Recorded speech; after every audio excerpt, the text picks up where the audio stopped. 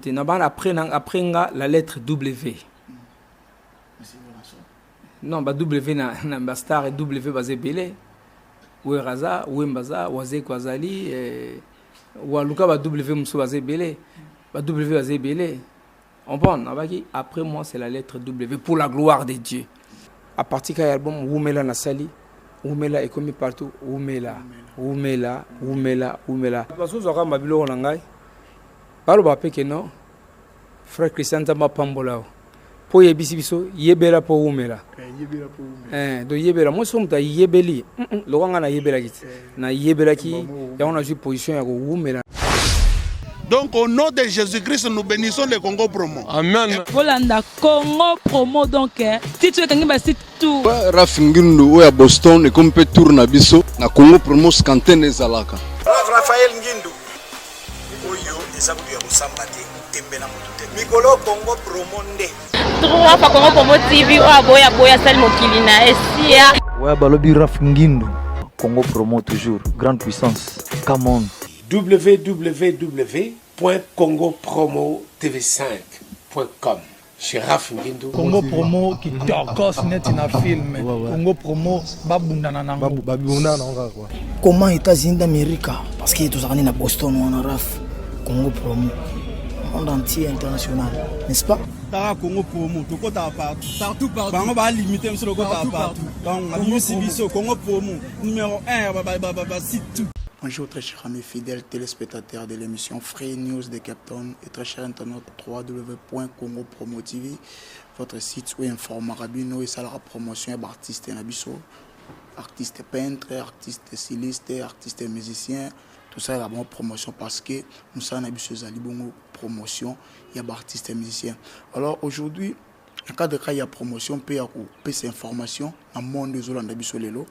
J'ai le réel plaisir de recevoir pour vous un artiste et musicien aussi. Mais tu es qui artiste et musicien profane.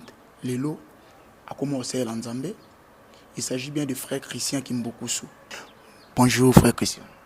Oui, bonjour. Bonjour papa. Ça va? Oui, nous sommes avec le frère Christian Kimbokusu.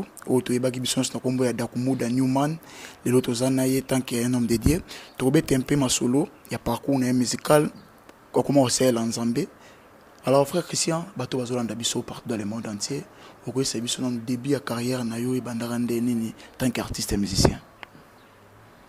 Benga carrière na bandarango déjà na 84 hein. À 84 na bandara na internat, on attend là internat na mission Soa vers na Bandundu hein. Et c'est là que j'ai commencé, j'ai joué mon premier concert à chaud.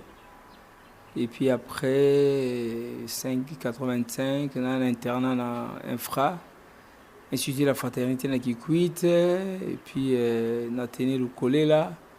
On a tout ça qui Infra Musica, on a eu le diplôme en 86, 87, et Kinshasa, et puis à côté campus.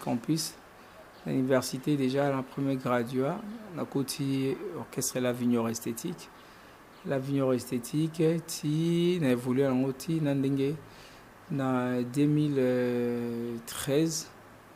On a arrêté dans l'Avignon, la musique profane.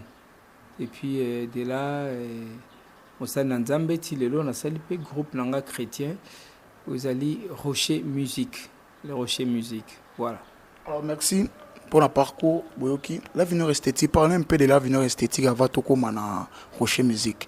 L'avenir esthétique, ils ont un groupe où il y a eu beaucoup créé kato au Koutakango déjà. Non, ils ont un groupe où on a créé un côté.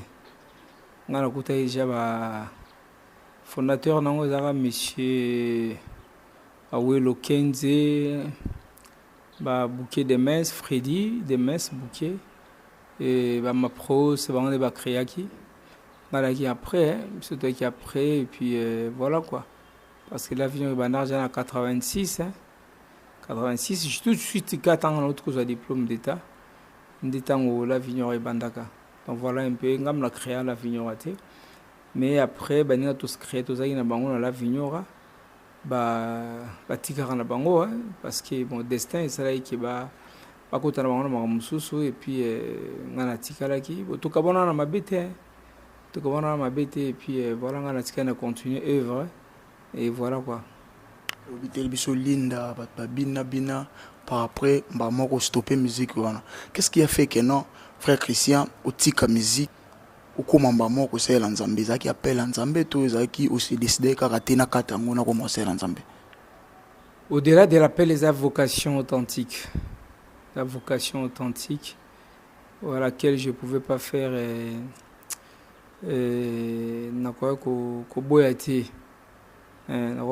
parce que il y a plus fort que moi. Mon nzambe soit au bengayo, fois salé là, aux âmes salanayo, et dans leur mot au koratsusute. Parce que c'est les spirituels qui contrôlent les physiques et les matériels. Donc spirituellement parlant, quand Dieu avait déjà commencé à contrôler, à ordre, je ne pouvais plus rien, je ne pouvais qu'obtempérer. Et puis voilà, donc c'était vraiment une vocation authentique. Voilà, donc voilà. Le frère Christian Tokolo baoza pe na père spirituel na yo o ya dirijaka yo o aidaki yo okoma lelo o komi. Oui, nga zo grâce ya ba sali na nzamba tina ba sali na nzamba autour na ngai. Déjà il y a un pasteur o ya gagné ngai bandelier abanaiko apesa ngai baptême parce que en 2009 na zo baptême du Saint-Esprit en 2009. Et puis 2010, on a eu baptême d'eau. Et c'était avec les pasteurs, l'apôtre Gédéon Kakessa. Et puis après, le pasteur Aref, le pasteur Gédéon, on a baptême d'eau, baptême à repentance. Et puis, en 2013, le pasteur David. Nzambe a tinanga na boka pasteur David nde mutu na centre évangélique Armée de Feu yende mutu a zokinga encadré nga esika na la conversion totale et puis tilelo naza membre ya église wana Armée de Feu, centre évangélique Armée de Feu, mais naza na ministère na ngai actuellement ou la mission nzamba pesi ngai au Nakombo ya Rock Ministries, un ministère de l'amour du prochain, délivrance financière et matérielle. Voilà, chez nous, il n'y a pas de pauvres azaté, il n'y a pas de méchants non plus, oui, parce que le ministère de l'amour du prochain, de moto méchant rose à la tête, il y a un ministère, parce que nous enseignons vraiment l'amour du prochain. Et puis la délivrance financière et matérielle. Dans l'obité qu'il y a des riches ou des richards, mais tout ce que je sais, c'est vrai que Nzamba ça va tourner sur le côté. Mais une chose est vraie que dans Rock Ministries, le coup là, un spécialiste, Nzamba un mandat, il y a délivrer financièrement et puis matériellement. Et ça là que même celui qui touche, celui qui gagne peu, qui gagne moins, à envier celui qui gagne plus, et celui qui gagne plus non plus à gêner ou à gagner moins. Comprendre? À gagner assez, à envier à gagner mingité. On va gagner à gêner tes moutons. Donc il y a la loi de l'équilibre parfaite dans le Rock Ministries. Donc mouton aura $100, $200. Nzamba au salaire qui acha autour na makambo ça qui à quoi vivre sans qu'il envier mouton. Olobi sur Olobi église nayo vous a spécialisé pour la délivrance financière ministère nayo. OK. Église, attends, on va pas confondre les ministère des mission au nzamba pesi moi na moko na kati ya église. Aux en kati église par exemple Armée de Feu, nzamba kota repesa moko na moko ministère et c'est mission. Après chabi yo za mission qui nous guérit ba malade. Yo za mission qui nous sala boyer. Yo za mission qui sala c'est ça on appelle les ministères.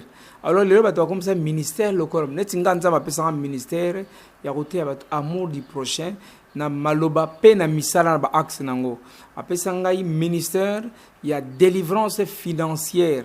Oza na problème ya mbongo commerce zo tambolaté. Vous on prend commerce et tambolaté, musala ezo simbate, makamyo zo kenete. Et puis dans ministère on nzamba pesinga yango wana ya relaxation ndenge nini kosala ndenge pe parce que le diable a compris que c'est les finances qui est à la base il y a épanouissement ya moto ya moni diable sali ki azo bundisa mingi ka finance moto okota na église au mobondela nzambe pesanga mapango pesanga libala pesanga mbongo et pesanga plutôt ndaku pesanga voiture pesanga voyage mais tout ça c'est fait avec l'argent. C'est de comprendre. Biso toza ba toujours tatonete to betaka na cible. Tu vois, cible les alliés l'argent, les finances.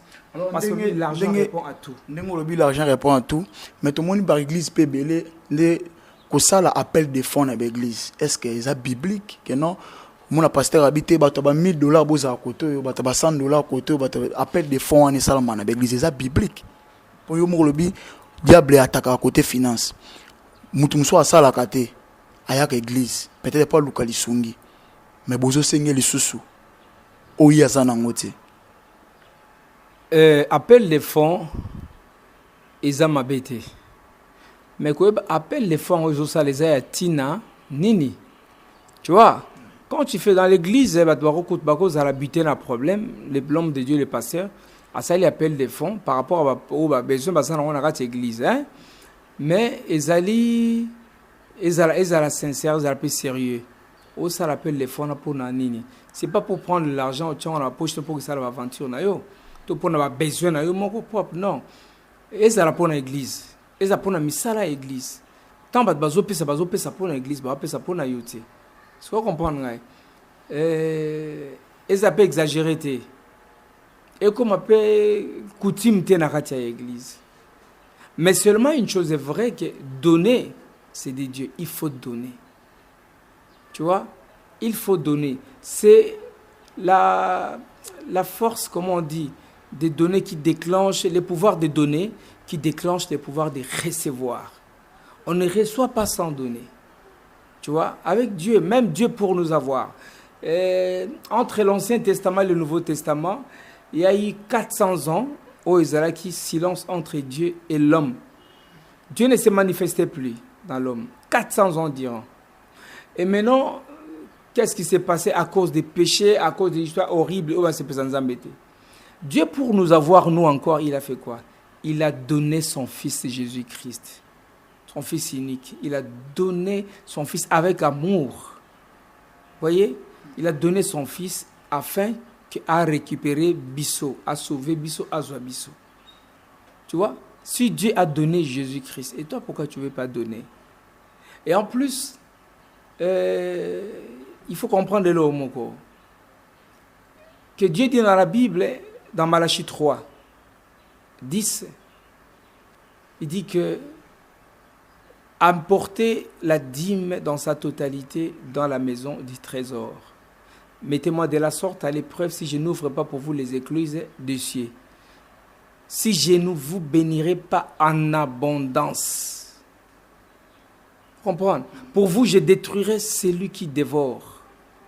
Et le fruit de la terre ne sera pas détruit. Le monde vous appellerez, vous diront bienheureux.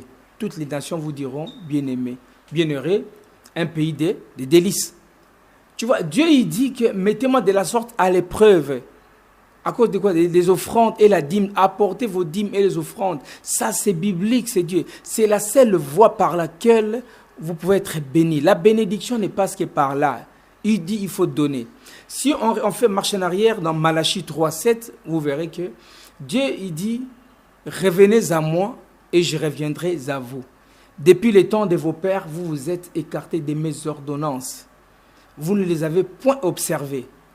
Revenez à moi et je reviendrai. Donc pour Dieu, nous sommes déjà séparés de Dieu.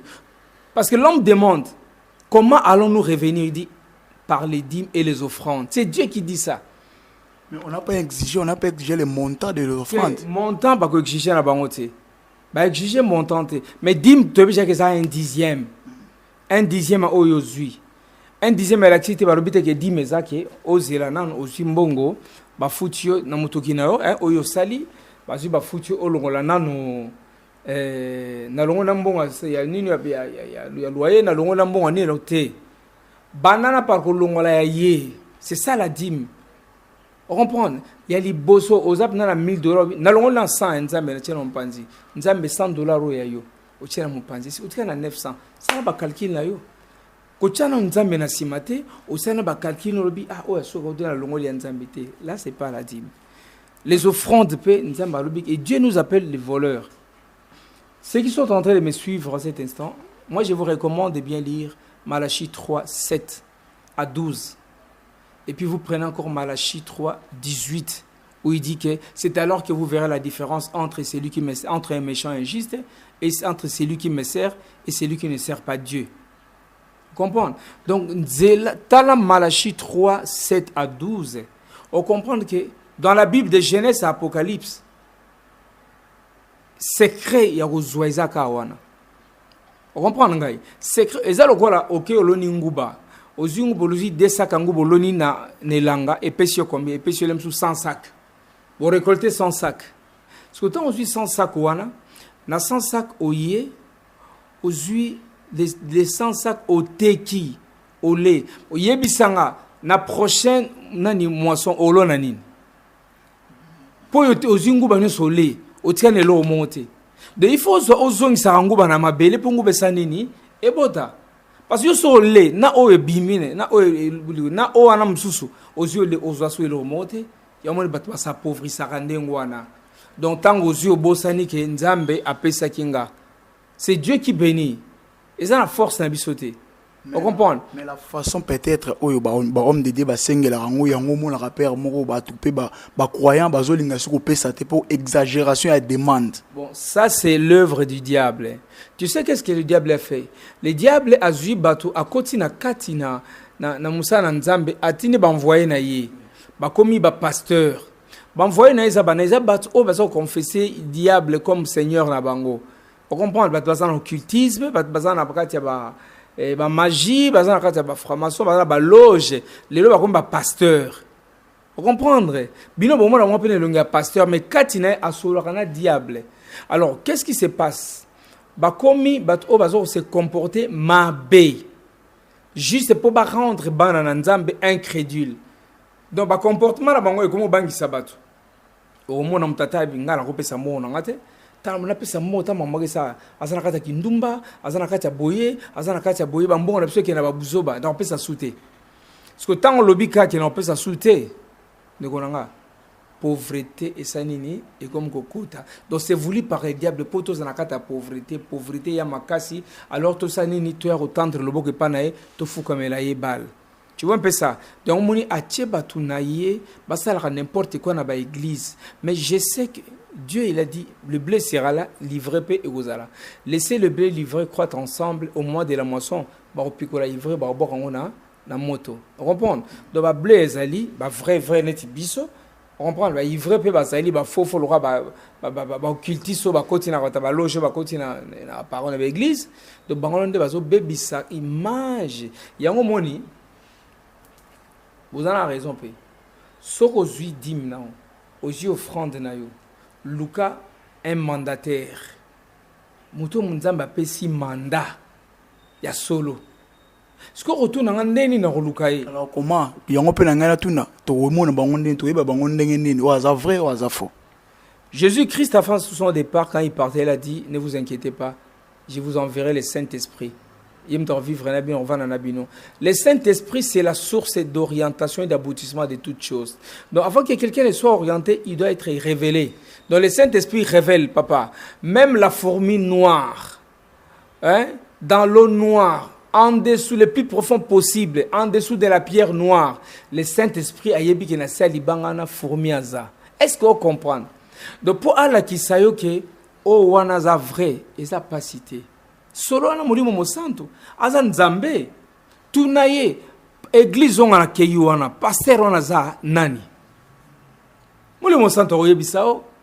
Tuso lukango wa papa, kokeno na shinite, kokeno so na mboka nini te. Mama Nabino yo moko buka mabolongo na yo sara ne taille prière. Quand on a jeune prière pour que ça accepter parce que le diable pas y a révélé yo pour à détourner la destinée na yo. Donc sara ne taille prière. Ça ne taille prière. 3 jours à prière parce que vie na yo yangwana. Vie à famille no yangwana. Tongo ti pourquoi Tongo, ti pourquoi en la prière, tout le Seigneur, Dieu le Saint Nabi ne demande pas à Dieu le Père, ne demande pas à Dieu le Fils, demande à Dieu le Saint-Esprit. Parce que dans la dispensation des rôles, il y a un Dieu unique qui s'exprime en trois. Vous voyez, il y a Dieu le Père qui est la source de la création de toutes les choses, en qui on demande au nom de Jésus-Christ. Il y a Jésus-Christ qui est la source d'accomplissement de toutes les choses. Au nom de Jésus-Christ, voilà, les gars. Il y a Dieu le Saint-Esprit qui est la source d'orientation et d'aboutissement de toutes choses. Donc parle à Dieu le Saint-Esprit qui est la source d'orientation, qui révèle pour t'orienter. Et ça, là, nous autres, ça, oui. Moutou, Makolo. On a beaucoup. Yozu Moutou, Nobi, Memanga, tout cela, Memanga, n'a limité. Est-ce que Moutou est autant sauté limité? De Makolo, est autant sauté limité. De ce que Moselle Moutou et Memao, Ozerati, Ozoakate. Il y a un monde qui va tout le long, parce que vous êtes ma bé. Il y a mon Jésus-Christ qui demandé à mon Père, à mon nom. Abi demandé à moi. Jésus, Dieu le Père, Jésus, non. Lui-même, Jésus dit, demandez à mon Père, à mon nom. Il dit pas que Jésus donne-moi, Jésus. Et puis au nom de qui? Aventurier. Merci l'ingénieur Raf Ngindu Azolanda Bisso en direct qui a États-Unis d'Amérique, qui est Kabola Kabiso, mon boss qui te salue. L'ingénieur Serge Mpiana, mon vieux Raoul Moulo Bonnet Rolandanga Tour d'Europe. Alors, frère Christian, le lolo Komuka Musangai, Bible Esaïe Soussou, utilisé. Pourquoi n'anga le babongo? Ba pasteur rebelle, ba komiko kochama kamunyo sona ba bracelet. Omona mutu na bracelet, kala to anda obengango soto moni ba comment ba bandeko na biso ba catholique ba osambela na ba chapelet na bango to ba kizakisi. Mais lelo, j'ai fait un constant ba pasteur rebelle ba komiko sala ba système ba bracelet, omona komi Jésus-Christ est sauveur, abina yo yangwana nde komi le rôle prière na osambela na ngozu bracelet, ozo rotango le rôle ba musulman ba rotara ba bracelet na bango. Na ebité et ça biblique ou bien n'habité par là là on est comme mambongo ya nzambe. Bon là la maîtrise d'un côté hein, na vraiment la maîtrise d'un côté et nous on va apprendre ngawana. Alors c'est pourquoi je peux pas dire des bêtises. Na vraiment la maîtrise d'un côté, tout ce que je sais c'est quoi? Dieu peut révéler quelque chose mais c'est là que cela ne devienne pas une doctrine. À quoi révéler bi mai pour un bâtiment pour un temps bâtiment ba beli tout problème ici zo mai wana salaboy. Mais ceux comme mai tanda mika mai chaque jour bobi au vivara na mai l'église. Wana comme doctrine. Ça l'église me soubaté ka mai wana moi appelle bidon $50. Wana comme doctrine. Et comme abe révélation ko ya pona mutu mo nza multi système. Ako kama na système mo ta fana 1 mois 2 mois ka sala kali kamo pona batunyo sono izala rate. Ceux comme le revendre ngwa ba ke comme doctrine et comme abe. Vous comprenez? Oh mafuta et comme une doctrine or la seule vraie et unique doctrine c'est Jésus-Christ parce qu'on a dit au nom de Jésus-Christ voici ce qui accompagneront ceux qui auront un cri au nom de Jésus-Christ c'est là au nom de Jésus-Christ au nom de Jésus-Christ ne faut tika la doctrine il y a on des longwarate et vanda libela na libela il y a on des besoin sali au nom de Jésus-Christ donc l'icône en révélation moyakoya. Bon, faites ceci.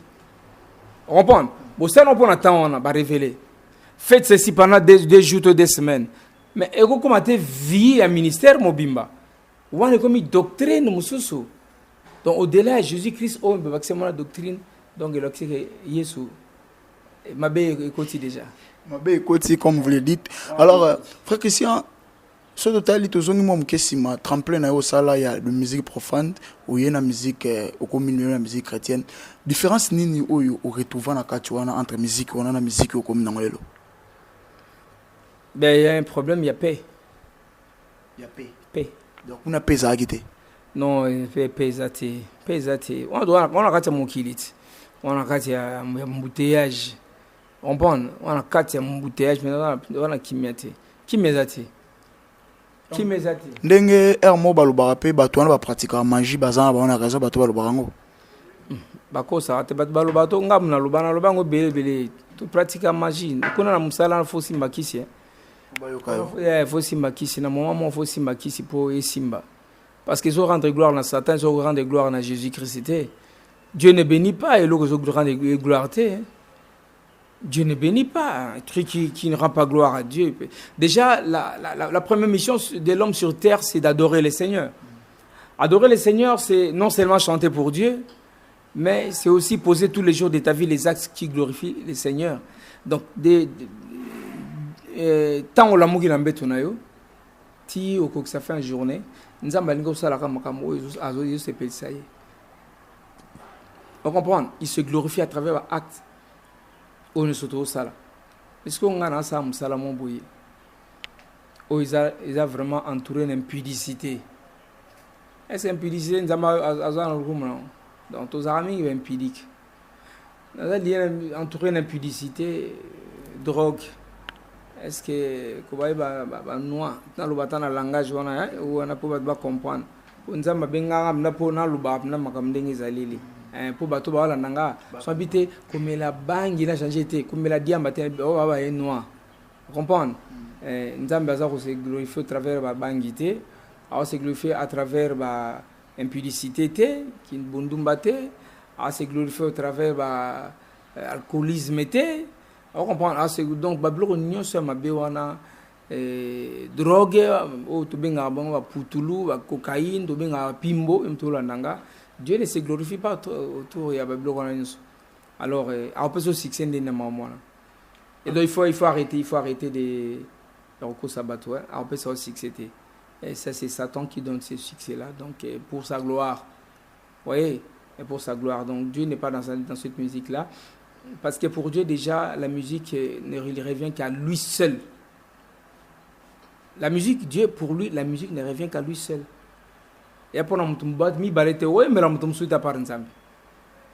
Et les autres, comme il y a un monde de ténèbres, dans le monde, dans le royaume, il y a Dieu le Tout-Puissant. Ou bien à la base, dans vos animes. Musique. Alors, quand on a la musique, on a appelé un orchestre tika. Tant révélation yaka que non yotika musique wana ozaki na mission ndo betana bango pe okatango en plein studio. Si j'ai une bonne mémoire ozalaka pena ko préparer studio bim album côté kuna okata studio okata bamo musique wana oyemba mo na musique chrétienne. Est-ce que oyebisaka pe bandeko ndo travers na bango que non nazui appel en Nzambe photo tika musique to ke na bino.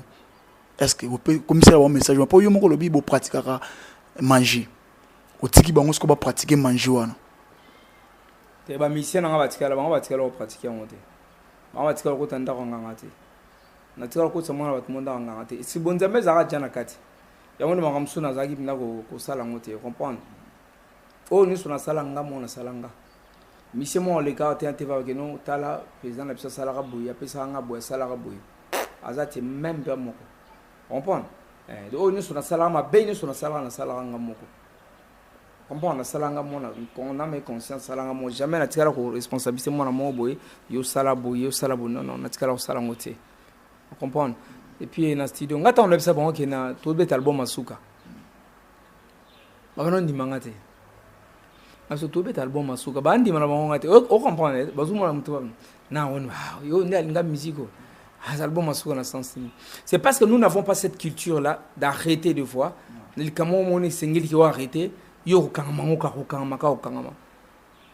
Même si on a Zamba et Bissioté, on sait que Moussala ou Yango, il faut changer. Mais tout le monde a, par exemple, on a Stéphie Graff en France, moi, on a Betty Roland Garros, a gagné à une année à tennis, a remporté prix, arrêté Mbalamoko. Mais pas la Bissioté remporté Nwana. Na succès wana obite fona continuer. Oh mindela zana culture moment là soit faut arrêter.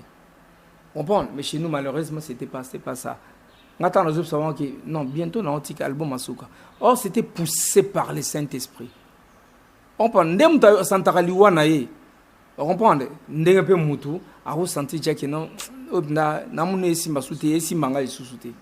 Et simba nga souté poussé par le Saint-Esprit. Mais maintenant comme jamais ko ndimanga.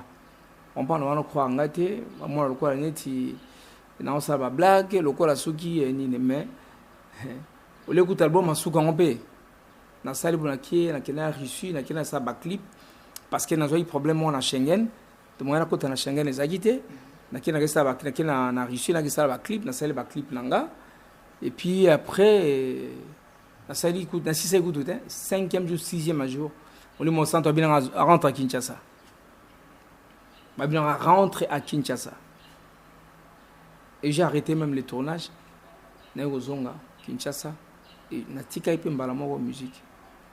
Tant na zoui mbala moko église, na beta 400 jours ya retraite. Pour un brisement, pour appeler ça forme, pour appeler ça le lot oyo tunanga, opposer la question à répondre boye. On comprend que na yebeta mwanda parce que nous connaissons en partie. Na bignon sauté. Maintenant basalinga grâce que na yeba makambu oyo, ils ont pèse même soit non seulement la bénédiction, mais aussi na salut. Hein, pour la bonne il y a seko.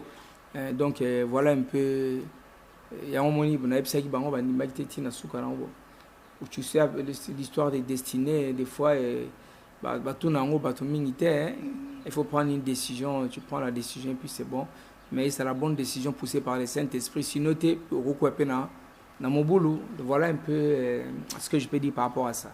Alors frère Christian, tant où se repentaka sika série wana bande ko le trop na télé to kaka loba ke lo moko lobi après yo eza tour a ranson na bité nzambe a révéla ka opé ke non ndenge yo tiki bo ra pas ko tika to loba ke on kaka po de bité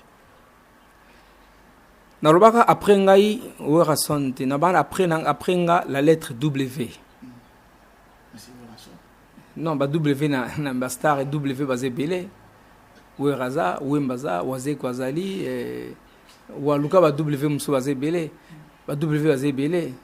On prend, après moi c'est la lettre W pour la gloire de Dieu. Parce que, de toutes les façons, Batouana Nyonso, Bastarwana Baba Saïla Nzambe.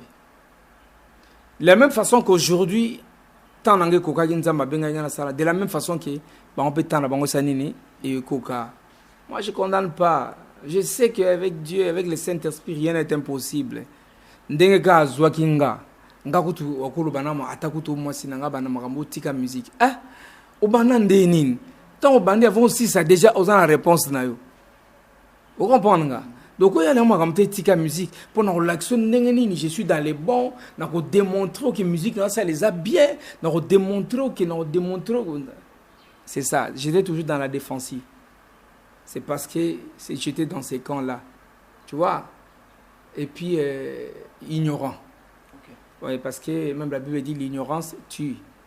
Mon peuple périt faute de connaissances. Or, maintenant, aujourd'hui, j'ai compris que c'est la connaissance de la parole qui amène le renouvellement de l'intelligence. Maintenant que j'ai la connaissance de la parole, j'ai une intelligence renouvelée. Je fais les choses selon l'ainsi dit l'Éternel. Vous voyez? Je marche en parfaite harmonie avec la parole de Dieu. Vous voyez un peu ça. Or avant, c'était pas ça. Je faisais des choses nandeng nangai. Or Dieu dit que vos voix ne sont pas mes voix, vos pensées ne sont pas mes pensées. De la même façon que les terres est séparée du ciel, de la même façon que vos pensées sont séparées de mes pensées. Maintenant, pour rejoindre les pensées de Dieu, il faut faire quoi? C'est rejoindre les Écritures. Quand tu marches selon les Écritures, donc tu as la connaissance, là maintenant tu rejoins la pensée de Dieu sur l'homme. Et tu vas marcher vraiment dans ma ligne, ma béozarate. Oui, donc maintenant là, je marche selon les Écritures. Vous comprenez? Donc avant, c'était l'ignorance qui avait vraiment pris place. Il y a un moment qui mais les lopes bandekonanga au bazakata, baza adorateur de Dieu. Papa, nakata mboka 60 millions d'habitants. Baye baka komo ya Kingandi. Ezaka soki 12. Toko zaka ba 15, ba 15. Vous comprenez? Toko zaka ba 15. Tchanga peka po kombo nanga eyebana za non public. Vous comprenez? Mais na misala de yesko na sina akota misala na Nzambe. Vous comprenez? Est-ce que vous connaissez ça pour rien?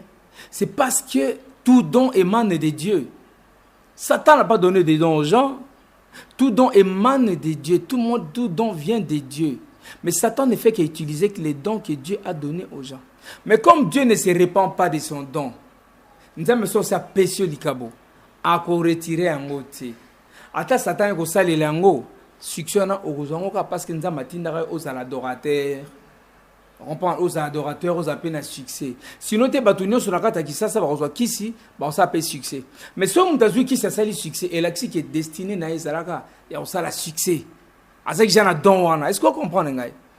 Si on t'a continue na nganga simkisi, asai succès yeba ki azalaki komi ya ça la succès. Ba o baza komi ya ça succès te babela maboma. Est-ce que vous comprenez ngai? Babela maboma. Parce que Satan, quand Dieu l'a privé l'adoration au ciel, il a dit, tant que Dieu l'a précipité, il s'est dit quoi?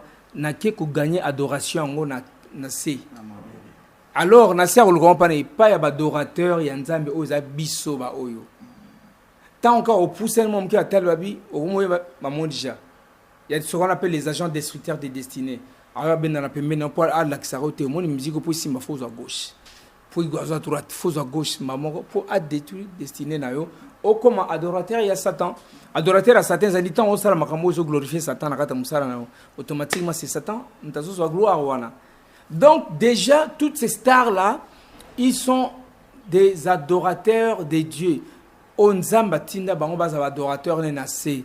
Toye maka po na nzambe. Vous comprenez? Parce que Satan azayi muto, excusez-moi, n'attend comme on est.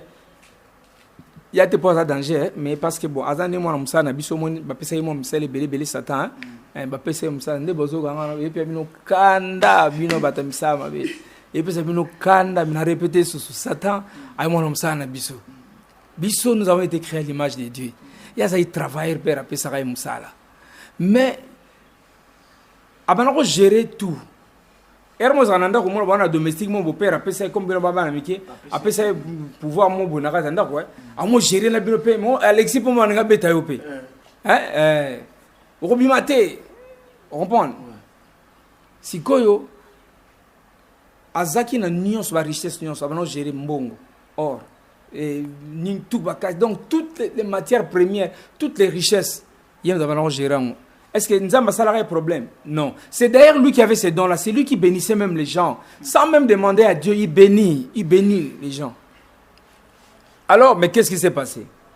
Les jours où il a voulu se faire adorer seulement, malgré toutes les richesses, on va gérer Nzamba qui peut être, mais les jours qu'il a voulu se faire adorer, c'est ces jours-là que Dieu l'a précipité. Et vous devez faire attention avec la musique, que Dieu est très jaloux dans ma musique. Satan ngarba yembela ye nde mukolo ba bwaka kai na se maramo to comme na royaume à ténèbres to comme na royaume ya Jésus Christ. Ce sont la source dans ce que vous avez musique adoration. Alors la musique c'est très c'est un mot très dangereux. C'est pourquoi il faut que barak ezalika pour nzamba dignité or zwana o diama zwana o sakana na ngosana mais quoi adorer ba adorer na place nzambe. Hein? Mais alors, il y a aussi d'autres musiciens chrétiens qui pratiquent la magie basali. Qui pratiquent la magie pour ne pas avoir succès. Pour ça, le succès, il faut pratiquer la magie basali. Mais il faut que Nzambe. Bible a lobby. Ils ont été bateaux, Nzambe, des bangons, des bakotani. Pour ne pas attendre comme Nzambe, ce n'est que l'accomplissement de la parole de Dieu. Nous sommes un musicien, nous sommes un pasteur, nous sommes un prêtre, nous sommes un nini. On comprend, parce que le principe de la foi n'a que des sources. On gagne soit avec Dieu, soit avec Satan. 3T. Ou tu es avec Dieu, tu gagnes, ou tu es avec Satan, tu gagnes. On comprend, donc, il y a un accomplissement de la parole, il y a un trop. Il y a très dangereux. Au monde, première caractéristique, il y a Moussali Nanzambe ou Mouyembi Nanzambe, évangéliste wana Nanzela ya Mouyembo. Première caractéristique pour yeba ki asia bunga, eza impudicité. Au monde eza impudique. Au monde eza impudique, basi boye. Au monde basi basser boye, basseur plutôt, basseur. Wana eza première caractéristique.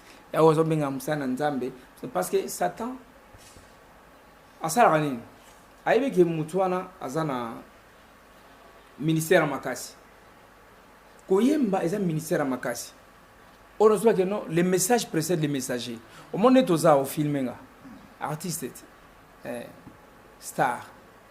figure publique ça na nzambe lelo makamoto lo ba le batalinga aux États-Unis mais ngana na comme les États-Unis ba ki message na ngana États-Unis mais ngana na comme état ba ki nzembo na ngana France maintenant na comme na France c'était donc les messages précèdent les messagers. Or on peut avoir une église ou un pasteur qui a 500 fidèles mais son message dans moment les autres soukana kawana na kati 500 fidèles wana mais ngai na nzembo ezo qui est partout na Congo partout dans le monde entier ba doit comprendre quel est le message de Jésus-Christ. Alors Satan qu'est-ce qu'a fait à Saranine moyini wana à Saranine Arusala tout bakuche la yo ba gens destructeurs à destiné soit moi c'est bien soit mobali mora bien soit mwana mbongo on a ko soutenir ministère na ko soutenir ministère à soutenir nzokande basi batine po abomayo ab témoignage de kufa tant encore ça la rosara impudique et sili au côté na kati ya viwana interprète par moment so ba kinzemo oh nzembo frère gradi ha on a ventilé wana ah ndako kanete le nzembo on a ventilé témoignage et baby maman marmanzam binyo soza na kati ya nini wana et baby c'est voulu par le diable yango ba pour kota ministère ko yemba faut sala moneti biso o nza ba sepso grâce 400 jours na kati église na la na mabele na centre évangélique armé de feu et pas pasteur David na la 400 jours na la na ngungi nde ngungi na za kaka wana na bujarate mais le lo sala interview na ngungi te tant nango kokaki le lo sala interview te na ngungi te o sala interview ko place on nzamba bina maintenant allez-y vas-y maintenant tu rentres au côté na terrain amoni na côté na terrain siko voilà frère Christian yo zawana oza vraiment muto ko expliquer biso bien pour oza na tremplin outi na vie oyo oye na vie mususu vie chrétienne alors mais quand on expliquer peuple de Dieu bazo landa biso na ba fano balanda musique oyo zala ki boso na o balanda musique chrétienne expliquer biso na nous comment reconnaître que non muto yo musique ozo beteze yango te muto succès aza nango za succès anormal te to ko reconnaître ngo ndene te musique on a déjà musique profane musique satanique musique et gloire na Satan ko ko ebate ki aza na succès à Christ musique te musique on a glorifier Jésus-Christ et zo glorifier Satan voilà point barre ils ont glorifié Christ et ils ont glorifié diable diabolo ils ont glorifié Christ mais à sangisi on a blom sustowe banden on a comme souveraineté en Zambie et puis na yo na auto ça veut tout à l'heure que Lucas comme s'inspirer auprès de Dieu le Saint-Esprit. Pourquoi nous ne prenons pas le temps? Biso ba Christ même si on taille le cop kambara mo boy on ndeni mo ni kopona so episa ko banazo mive ya boy mbara mo kale au côté. Vous comprenez? Au moins au côté na cop ba bi ko bana gagner 100 francs ko jamais to tuna kanzambe lobini ni pona kumsalo cop ba elinga. To tuna moli mo sans douter. To kota kambara mo côté lobi tango ebeba okomi nzambe langa makamuno salaki otikinga bondelo oti est-ce qu'avant salango tuna nzambe abisa ko salango biso ko maka ko tuna kanzambe volonté na libala même na makamni so sala tuna nzambe ya molimo santo ayebisa yo eloko nyonso zo douter nango tuna ira ko révéler yo sans autant na bonzambe amoko tambala no mabe donc moi molimo a répondre exact vous comprenez ngai. Et donc, tous ont l'habitude de s'inspirer auprès de Dieu, le Saint-Esprit, pour que tous aient révélé dans toutes choses, sauf rien. Il faut retourner. Quand on a 3 jours, il y a prière sec, tout le monde a wapi. Est-ce que Moussa Lozanga, Kopo Zanga, moi je suis Azalianga, Mobalo Azalianga, ni nous a répondre yo. Donc, nous avons répondre. Disque yo ezayo, église est-ce que pasteur yo yazayo? Alors frère Christian to bandaki peut comme derrière na suka masona soto ndo solo là okwe bisana nous peuple de Dieu ba projet na yo orchestre yo le LEF moi mi ministère pardon ils en ni aux en studio tel pour combien de temps ministère on a notre c'est une Rock Ministries c'est un ministère de l'amour du prochain l'amour du prochain parce que vous savez Jésus-Christ étant batuna qui est montre-nous les plus grands commandements. Tu m'auras ton Dieu de tout ton cœur, de toute ton âme, de toute ta force, de toute ta pensée. Et tu aimeras ton prochain comme toi-même. C'est ça les ministères au Nzambe. Autocopé Sangai, ministère l'amour du prochain. Il y a ça, comme ça, le monde qui est ministère en Ozaza, en mobilité. parce que il a facilité comme incarnation et amour du prochain. Parce que l'amour du prochain va dire que l'amour supporte tout. Est au-dessus de tout. Donc, comment on supporte tout. Je dis vrai. Naza au-dessus de tout. De toutes les choses compliquées, esprit nangai, ni nangai, par conscience, non. Je supporte tout, j'ai dit. Bon, pour que l'amour supporte tout. L'amour est au-dessus de tout. Papi, l'amour, il ne se vante pas d'orgueil. Il ne se gonfle pas d'orgueil. Il ne se vante pas non plus. Tu vois? Il ne se vante pas non plus. L'amour ne se met pas en colère. L'amour ne soupçonne pas. L'amour n'est pas jaloux. Excuse tout, pardonne tout. Il ne voit pas que ses intérêts. L'amour ne disparaît jamais. Tu peux avoir une foi assez grande pour déplacer les montagnes. Mais si tu n'aimes pas les autres, tu es nul. Il faut comprendre. Oui. Parce que comme incarnation, il y a ministère on a amour du prochain de kominga na lata yango. Lotali kamwelinga so na vandi na zongi nabi, je suis l'incarnation de l'amour du prochain. Mbamo sanini ubumiango. Na lorsque on a te ya mutu, na te ya mutu, na che na nzela pour qu'il y ait pas sanini à comprendre que cet amour là c'est Jésus-Christ. Donc si tu rentres vraiment dans l'amour du prochain, le vrai amour, c'est tout. Au côté na bonzambe, au côté là déjà d'avance. Vous comprenez? Donc il y a un moment vraiment ministère. Et puis la délivrance financière et matérielle. Il y a un message dans la clé de la bénédiction au salut. Parce que la bénédiction c'est autre chose, le salut c'est autre chose. Pour être béni, pour la délivrance financière et matérielle, vous devez absolument que c'est vrai que toute la bénédiction passe par les données, mais données à qui? Alors il faut faire très attention. Parce que c'est qu'on a ma belle, soko loni, na mabanga obuka, lona te obukati. Vous comprenez? Alors il ne faut pas que l'on a mabanga. C'est ça le problème. Avant, Lucas révélation auprès de Moulimo Santo, pour tourner, et si qu'on a ça, est-ce que si qu'on yango? Bon, mais tout ça, mettez-moi de la sorte à l'épreuve, il est Dieu. Il peut ou ne pas vous bénir, mais il vous demande de le mettre à l'épreuve. Pourtant, il est Dieu. Vous comprenez? Pourtant, il est Dieu. Mais tiens à l'épreuve. Somme ta vie tiens à l'épreuve pour approuver. C'est ça. Mais biso to sali langote. Toujours sali langote. Ya mon ngabi ndekozo la nanga. Mais quand on sali lango. Benga na 09 93 854 700. 09 93 854 700 ou benga na 082 401 28 23 082 401 28 23 benganga ou komela na rocher groupe @gmail.com groupe rocher@gmail.com oyebisanga ke nasali yango na moni résultat comme ça ngabi nzambo yangai azalukuta. Commence par s'inspirer auprès de l'homme de Dieu à qui tu veux déposer ce qui a. Parce que c'est à Dieu que tu remets ça. Mais si tu remets à un serviteur de Satan, donc c'est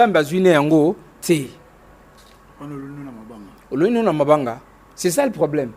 Mais si on n'est pas Nzambe, et ça opesi Nzambe a commission pas ya père. Pour que tu aies misala ya Nzambe. Pour que la nourriture, qu'il y ait de la nourriture dans ma maison. Netonga na ye nourriture sanini ezala na misala na ye nourriture sanini mbongo ezala.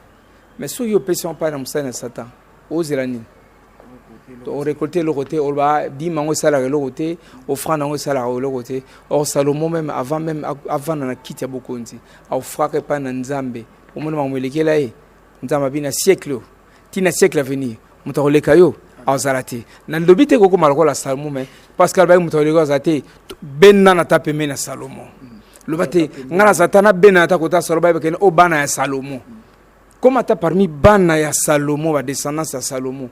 Je pense que Nzambe a pas moi pour na rock ministry alors pour na rocher musique album nanga yango na Wumela boyika mukil mubimba. Moi j'ai bien enseigné Pascal Alexis munene na ye à partir de l'album Wumela na sali Oumela est commis partout. Oumela. Je confirme que Nzambende, aux forces Nazara Nango Rosala ou générique na lobibo. Ils allaient Nango Nzambe. Tobano que négocier en pas na Satan. Nous que Zara Nango Diana Kati Nangai. L'ignorance tue. Vous comprenez? Oumela, Moutarolbao, Oumela te Azati.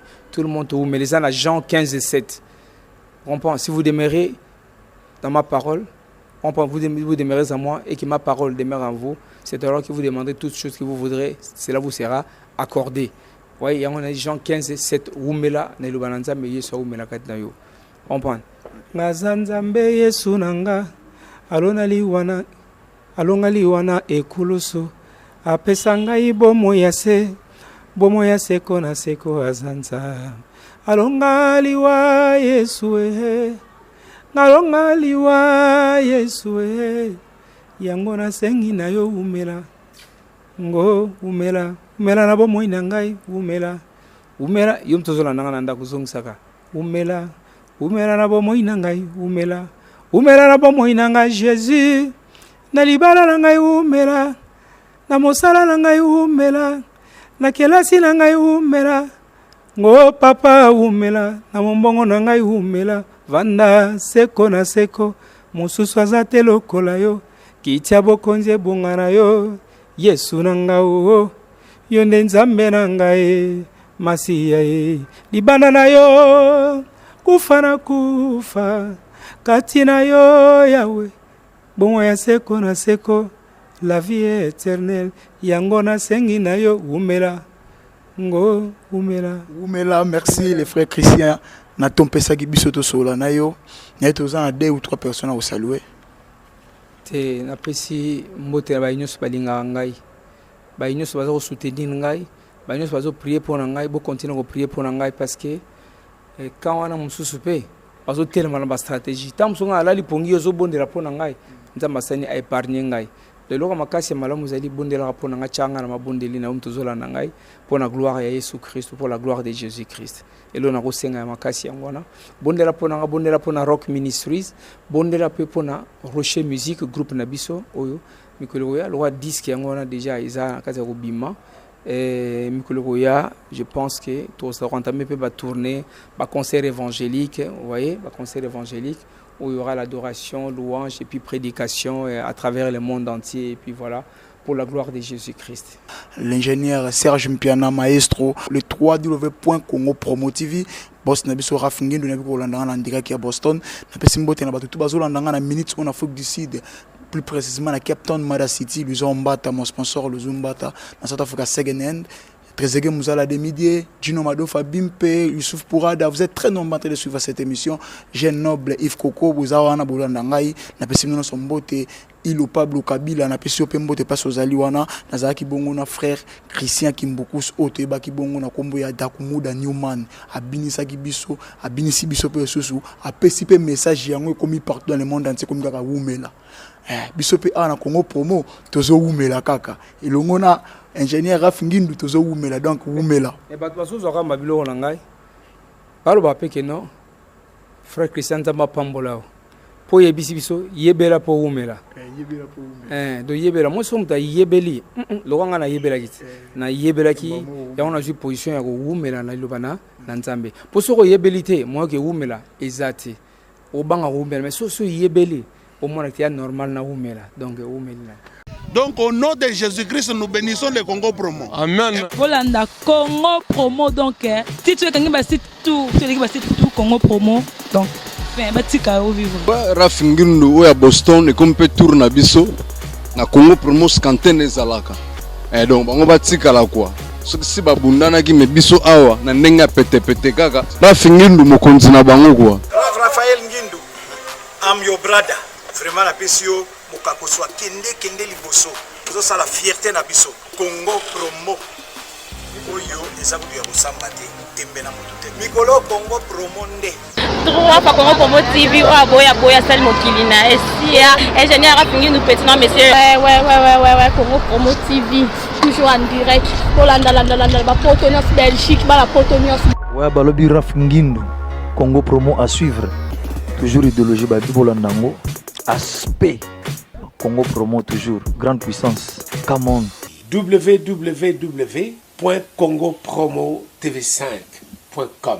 Sheriff Ngindu. Congo Promo qui torcos net na film. Congo Promo babundana nango. Comment États-Unis d'Amérique? Parce que tous à Boston ou en Raf. Congo Promo. Monde entier international, n'est-ce pas? Tara Congo Promo, tout côté partout. Bango va limiter monsieur le côté partout. Donc on a mis Sibiso Congo Promo numéro 1 site tout. Congo Promo. Pour Congo Promo avec Congo Promo né au site maintenant on BT pena pour ça site dans niveau des États-Unis des fois le Congo Promo TV Raf Ngindu number 1 babi 001 dans la state niveau matoso aux États-Unis. Il faut avoir boy, il faut avoir les États-Unis. Tout le monde a mis sur le terrain, tout le monde a mis sur le terrain, tout le monde a mis sur le terrain,